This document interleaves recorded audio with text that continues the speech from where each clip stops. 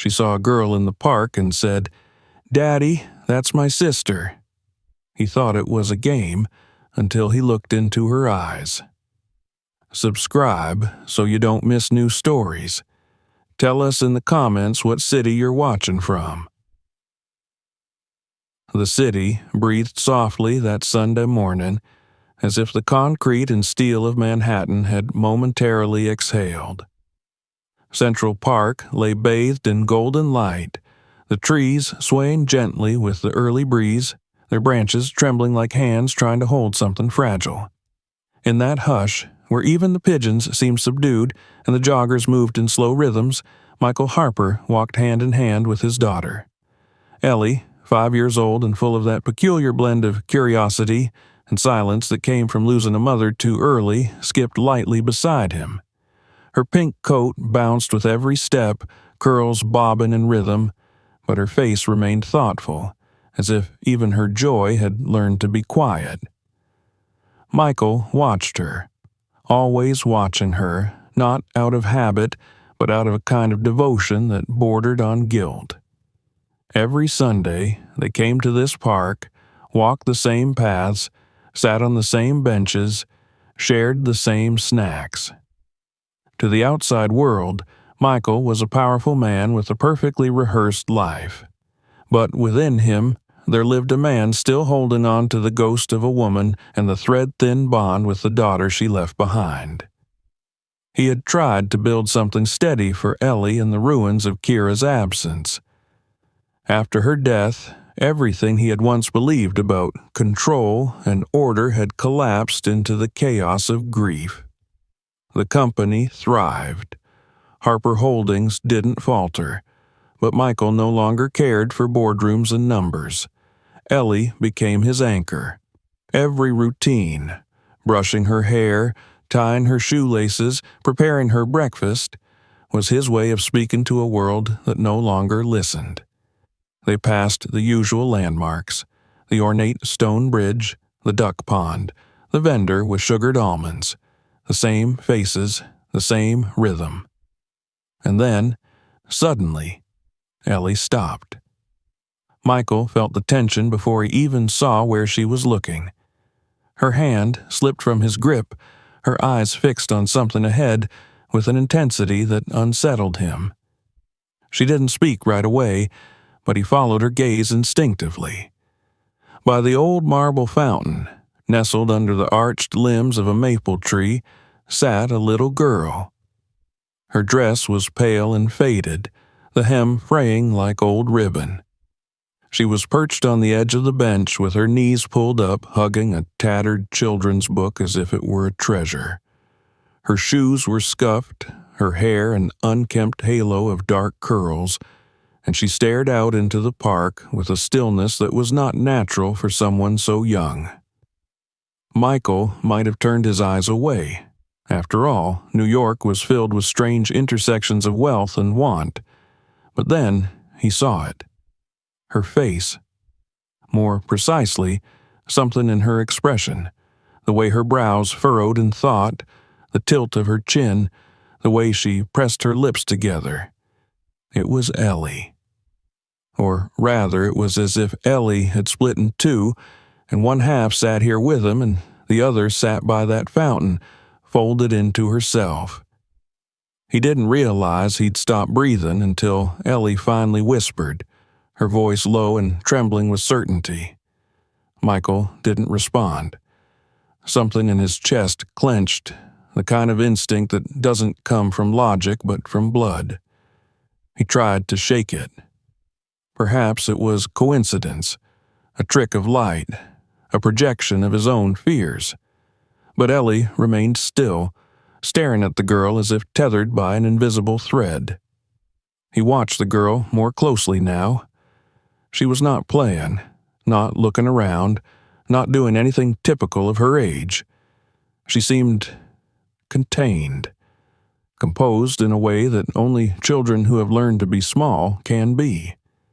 Her fingers gripped the spine of the book tightly, and even as other children passed by laughing and running, she remained still, watching, waiting. For what, Michael couldn't guess.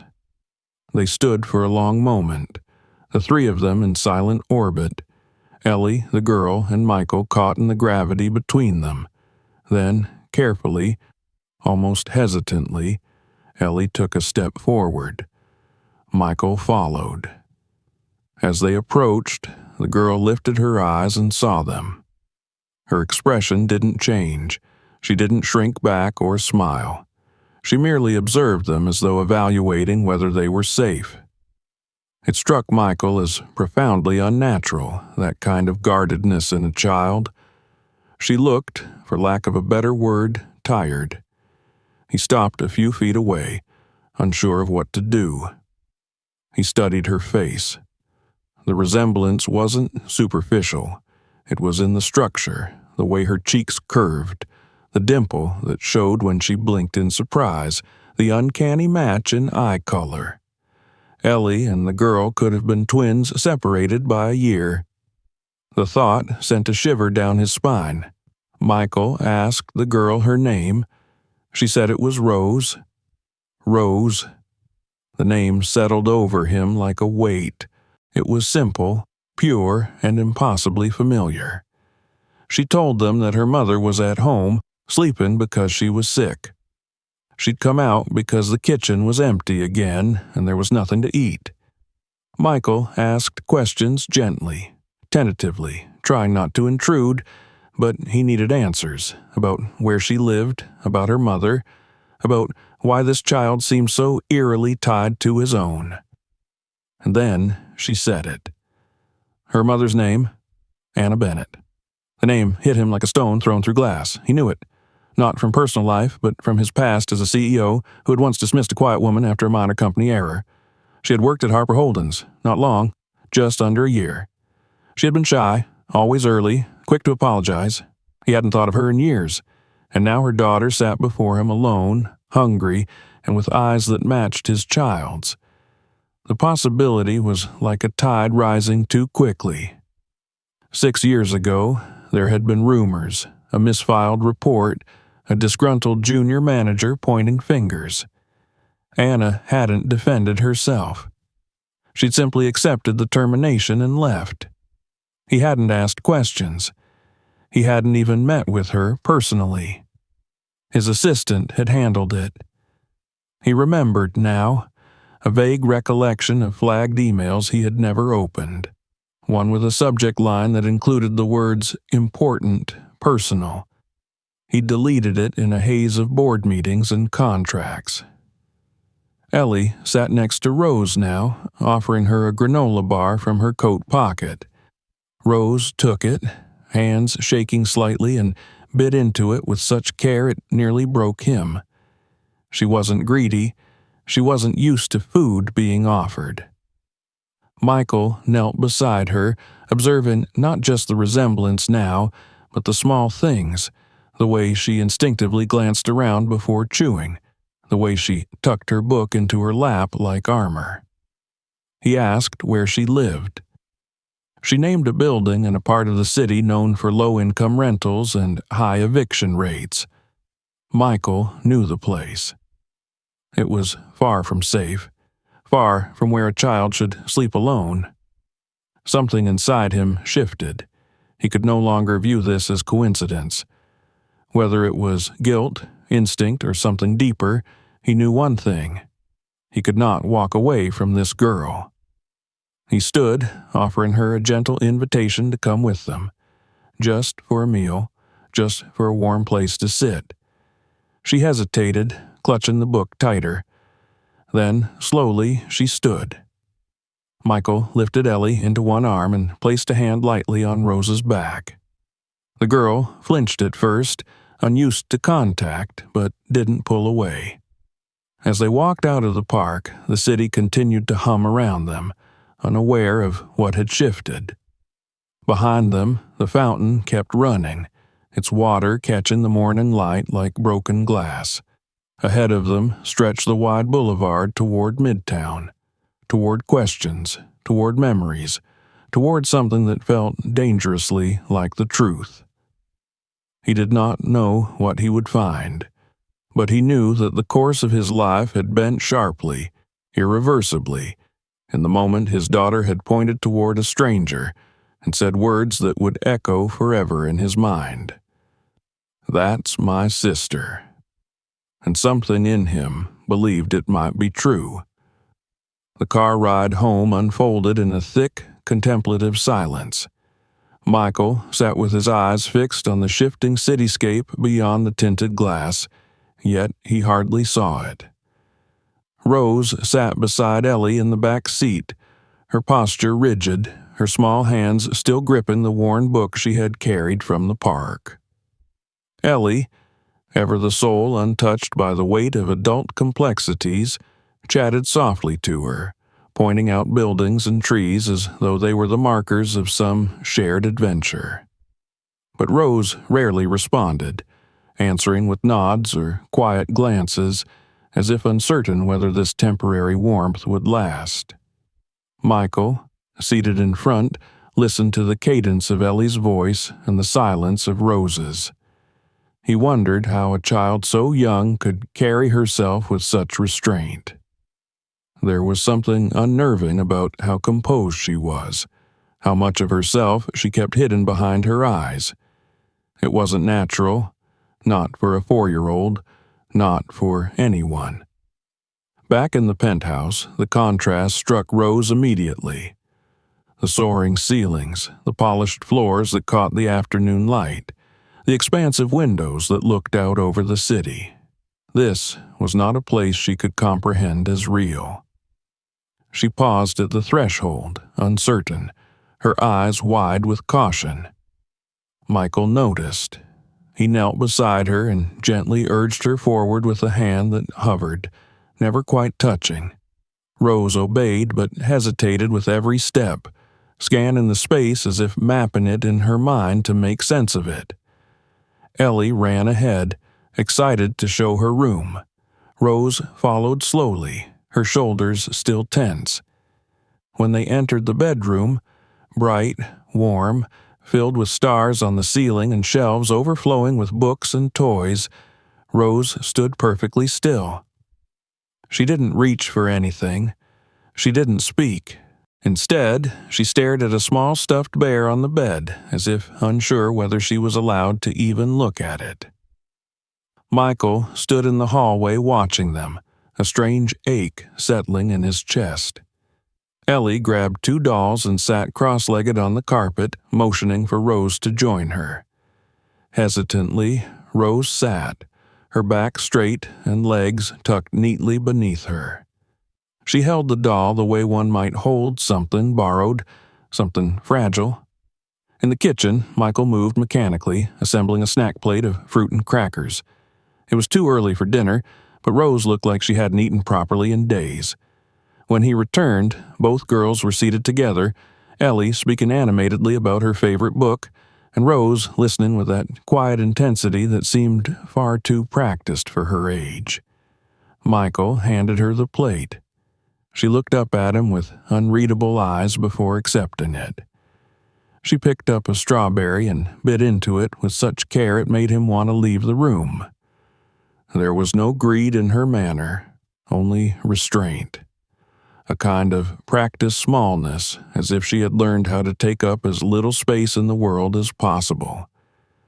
That night, after both girls had been bathed and tucked into bed, Ellie already asleep, and Rose lying stiffly beneath the covers of the guest bed without making a sound, Michael sat alone in his office. The city glittered beyond the floor-to-ceiling windows, but his attention was fixed on the screen in front of him. He had begun the search earlier that day, but now dove deeper. Company records stretched back over 2 decades. He bypassed financial files, market reports, and contracts. Instead, he navigated into the HR archives. His fingers trembled as he typed the name. Anna Bennett. There she was. The profile picture was grainy and formal, a badge photograph taken in the dull light of a break room. She looked younger than he remembered, though still reserved, almost hidden behind her own eyes. Her file was sparse. Receptionist employed for 11 months. Dismissed under performance concerns. No detailed notes. Michael frowned. That couldn't be right. He remembered a moment, barely, when something had gone wrong. A junior manager had filed a complaint regarding a mishandled client call. There had been an email trail, a vague implication of disorganization. She hadn't defended herself. She hadn't come to him. At the time, it had seemed routine. Now it reeked of injustice. He dug further, opening her internal communications. Most of them were ordinary. Time-off requests, IT support tickets. But then he saw them. 3 emails, all marked high priority. All unread. The first had a subject line that read, "Request for confidential conversation." The second, "Important personal matter." The third was simply titled, "Please read." He opened them one by one. The language was careful, almost apologetic. She had written to inform him that she was expecting a child. She did not demand anything, only asked for a chance to speak privately, to clarify that the rumors circulating about her were untrue. She asked repeatedly for him not to let the situation spiral without hearing her side. He had never read them. Michael leaned back in his chair, overcome with a sickness that settled deep in his gut. It wasn't rage at someone else. It was shame. Shame at himself. He had been busy, yes, but that was no excuse. He had let someone fall through the cracks not because of malice, but because of indifference. And now that indifference had a name. It had eyes like Ellie's. It slept down the hall in borrowed pajamas, curled up as if unsure whether she'd be permitted to stay come morning. He closed the laptop slowly and stood. His steps felt heavy as he moved through the apartment. The hallway seemed longer than usual, as if stretched by memory. He paused outside the guest room door, listening. No sound. He opened it quietly and peeked in.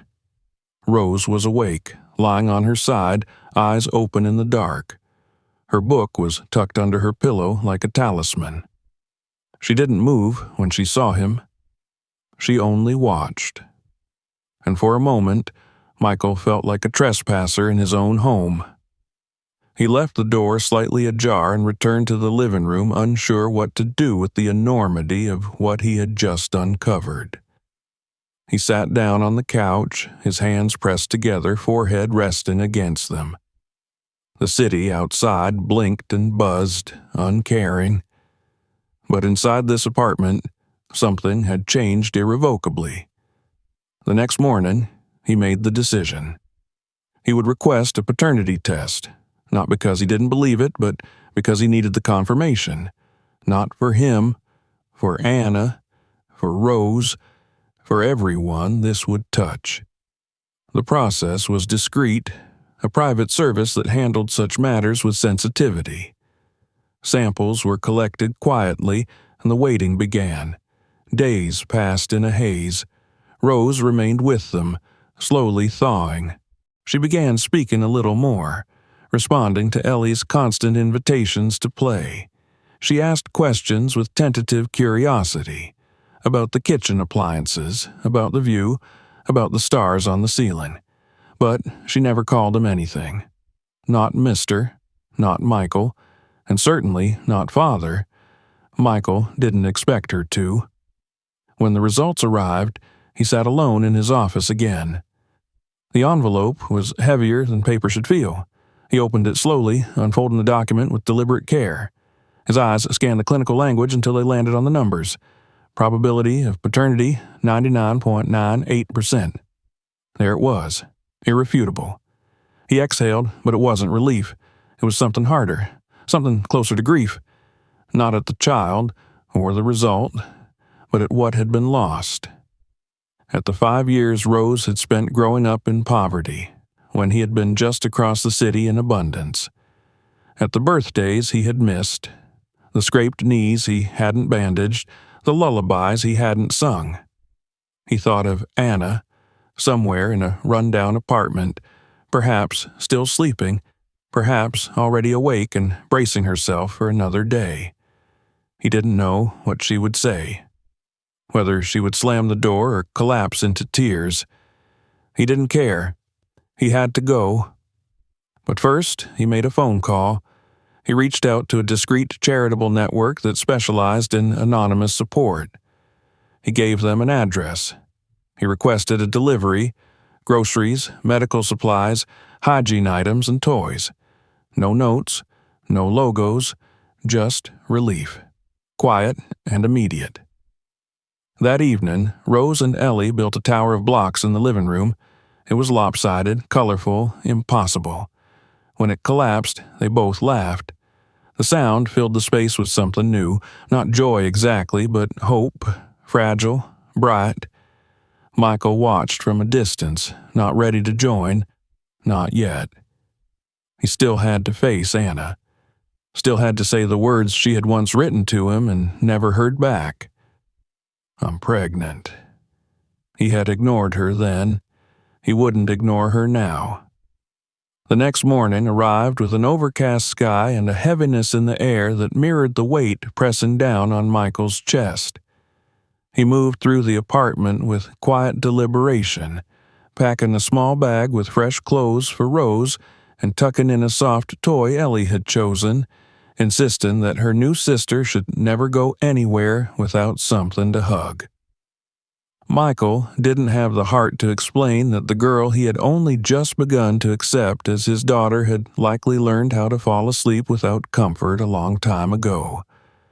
He let Ellie chatter as she placed a tiny ribbon on the toy's ear and adjusted Rose's scarf before giving her a quick hug. Rose said little during breakfast. She ate slowly, mechanically, with the guarded silence of someone unsure if this was truly hers to enjoy. Ellie, in contrast, filled the silence with stories about her favorite carousel, her dream of one day owning a horse, and how she wanted Rose to see everything she loved. Michael watched them, a strange mix of dread and awe churning inside him. He wasn't sure how this day would unfold, only that it would shape all the days that followed. They left just after mid-morning. Rose sat close to the window in the car, clutching her bag tightly. The driver didn't ask questions, though Michael could feel his gaze in the mirror now and then, waiting for an address. Michael gave it without hesitation. An apartment complex in a part of Brooklyn where time seemed to move slower and hope often felt like a visitor instead of a tenant. The drive was quiet, the city slowly shedding its clean edges as they ventured farther from glass towers and into rusted fences, cracked sidewalks, and graffitied stairwells.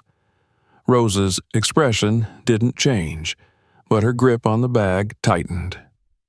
When the car pulled to a stop in front of the weathered building, Michael's breath caught. The bricks were stained, the metal railings bent.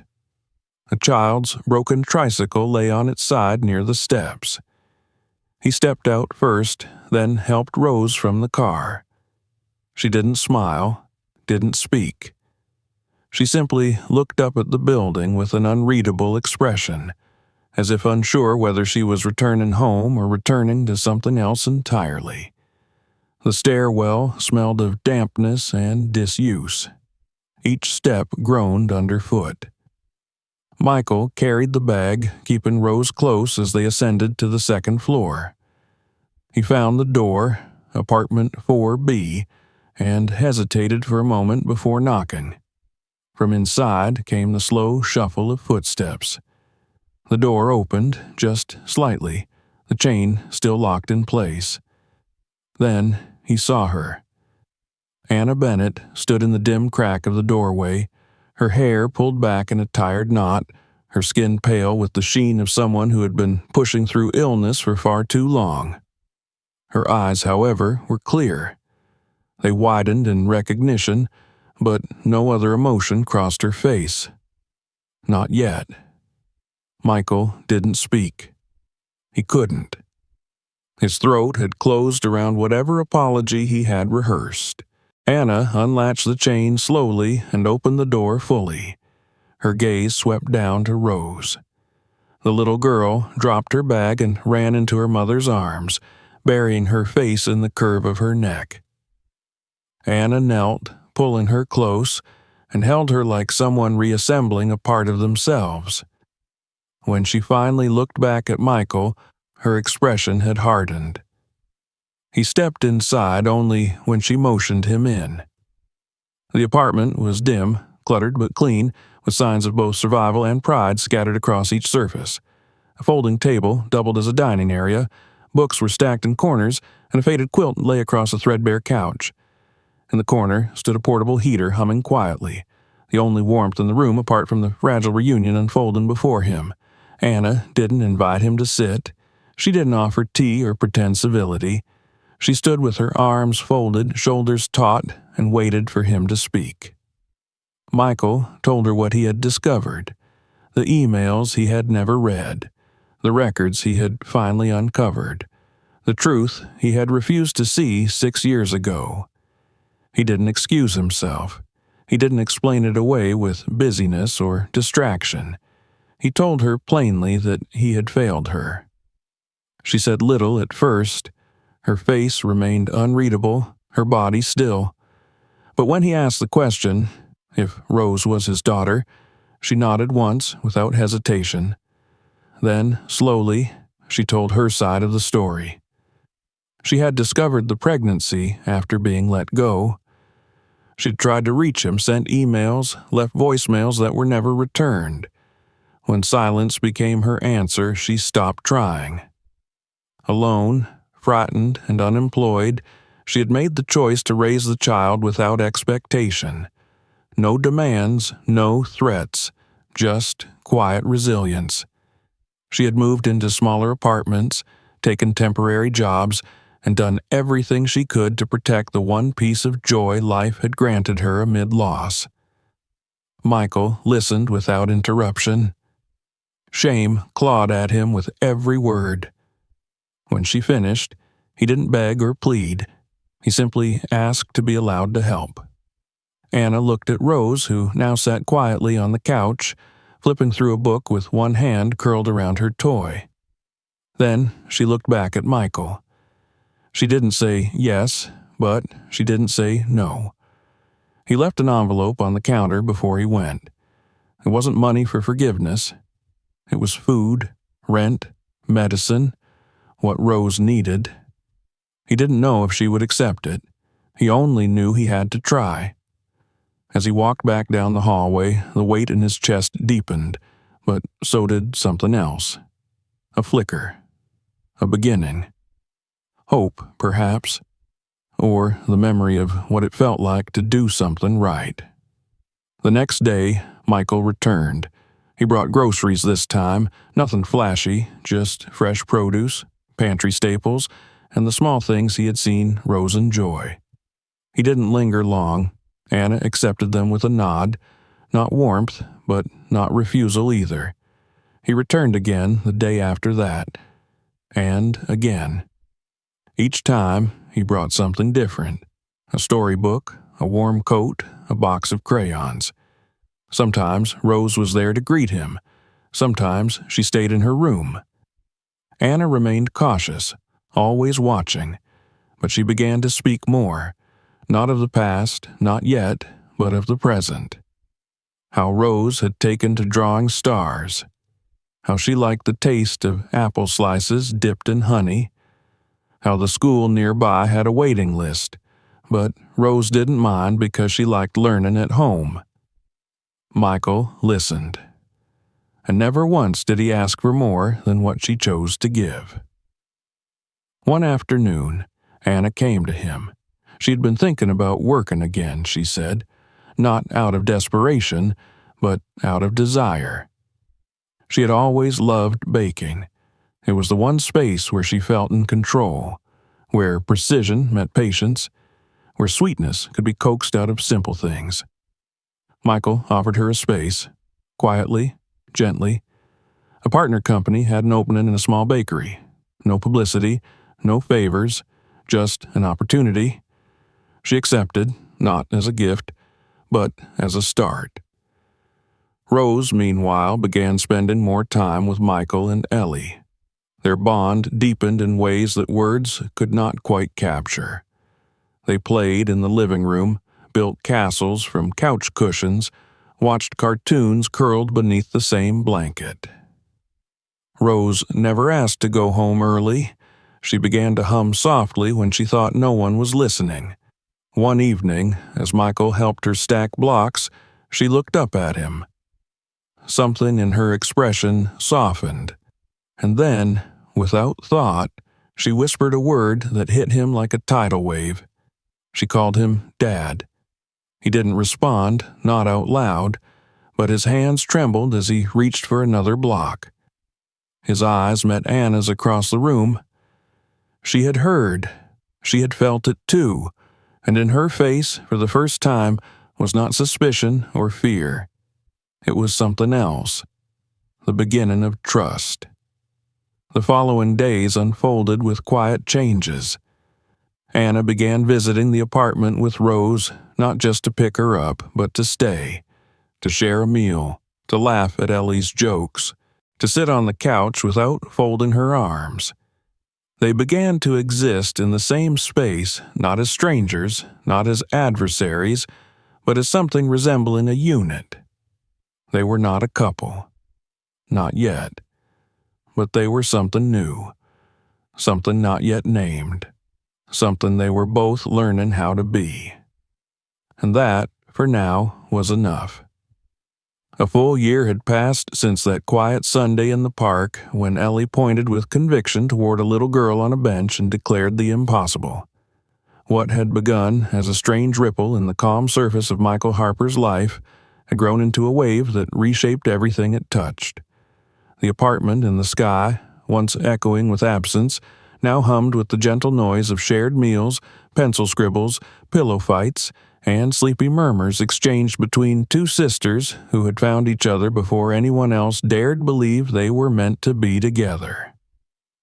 Michael's life had changed in ways neither deliberate nor theatrical.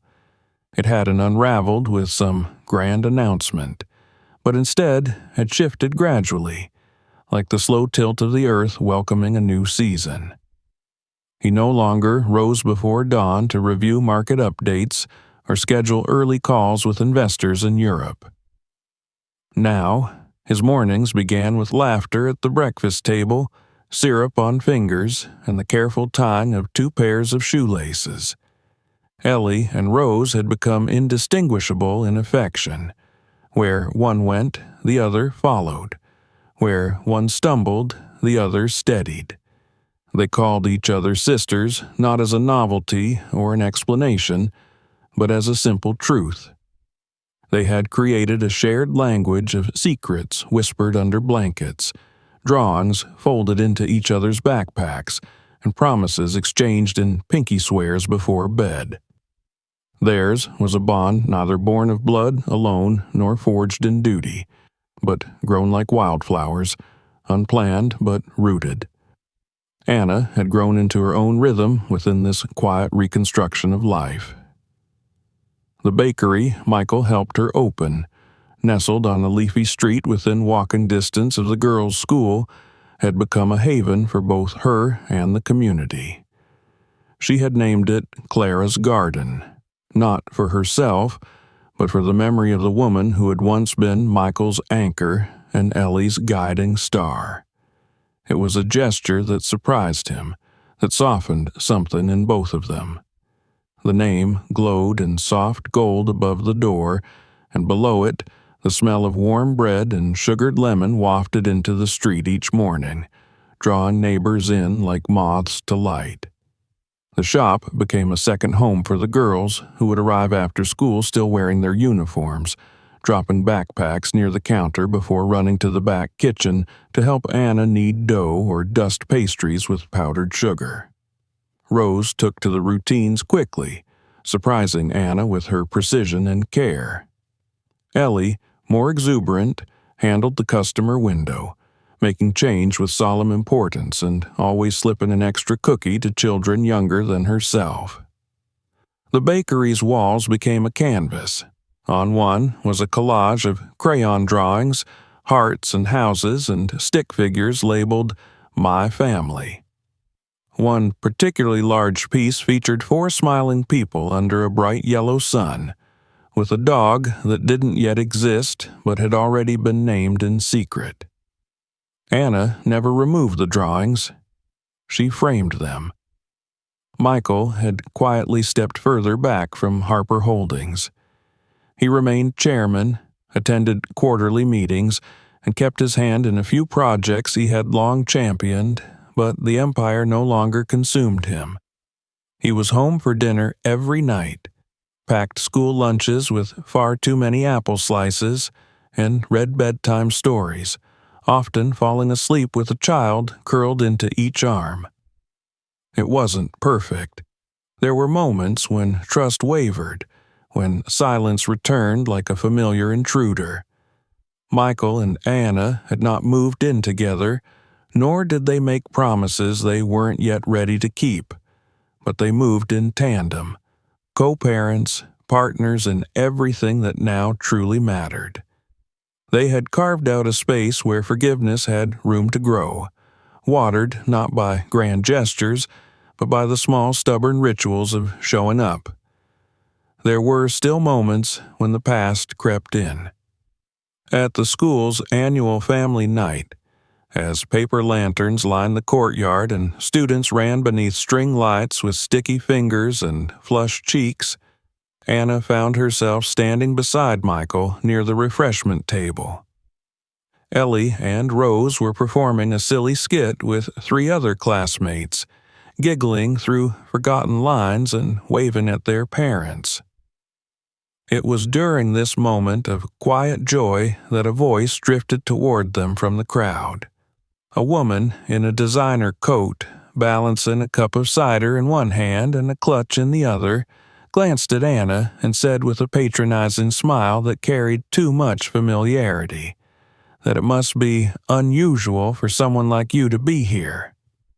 Her tone was all polished condescension, the kind that didn't require volume to wound. Anna stiffened, her shoulders rising instinctively, breath held. But before she could speak, Michael turned. His voice was even, calm, but his words held the weight of stone. He told the woman that Anna was the mother of his daughter, that she had raised a child in the dark with more strength than most people ever find in the light, that she belonged here, not as someone who had been permitted entry, but as someone who had built her own place with dignity. The woman faltered, murmured something unintelligible, and melted into the crowd. Anna remained still. Her eyes glistened, not from the words spoken, but from the fact that they had been spoken at all. Later that week, on a golden afternoon thick with the scent of summer's retreat, Michael planned a small picnic. He packed sandwiches wrapped in wax paper, slices of watermelon, and a bottle of lemonade. They spread a blanket in the park where it all began. Anna arrived later, having closed the shop early. The girls darted through the grass, chasing bubbles and pretending they were explorers. The air was soft, the kind that wrapped around the skin and made you forget the calendar. Michael watched the 3 of them. Anna adjusting a crooked sun hat on Ellie's head, Rose laughing so hard she fell backward into the grass, and felt something rare settle inside him. Contentment. Not the fleeting kind that came from success or pleasure, but the enduring peace of a life mended. As the sun dipped behind the trees, Ellie returned with Rose in tow and handed her parents a folded sheet of paper. Michael opened it and saw a drawing done in vibrant, determined crayon strokes. 4 figures holding hands beneath a banner that read, wobbly and uneven, "Our Family Forever." Above their heads floated tiny stars. At the bottom corner was the familiar figure of Mr. Waffles, the imaginary dog, now firmly established in every family portrait. Anna's eyes lingered on the drawing. Her fingers traced the lines gently, and without a word, she reached for Michael's hand. He took it without question. The next morning, when Anna arrived early to the bakery, she found a small velvet box resting beside the register. Inside was a silver ring, delicately crafted, engraved with 4 names: Michael, Anna, Ellie, Rose. There was no card, no note, just the ring. That evening, as the girls lay asleep on the bakery's back bench after a long day of mixing batter and counting coins in the tip jar, Anna sat beside Michael in the dim, flower-dusted quiet. She held the ring, its metal catching the fading light, and then slipped it onto her finger. She didn't say anything. She didn't need to. Some weeks later, Rose came down with a fever that rose quickly, the kind that sent tremors of fear through every corner of the heart. Michael stayed by her side all night, whispering quiet reassurances, pressing cool cloths to her forehead. Anna paced the kitchen, making tea she wouldn't drink, staring at the clock. Just before dawn, Rose stirred. Her voice, hoarse and small, asked if they were both still there. They were. She reached for their hands, linking them in her tiny palms, and whispered that she wanted them to stay together, that she wanted them to be a family. They didn't respond right away. They just looked at each other, something quiet and steady passing between them. Anna leaned her head against Michael's shoulder. He closed his eyes. The next morning, sunlight streamed through the bakery windows as the girls returned to their usual energy, their illness already fading like a bad dream.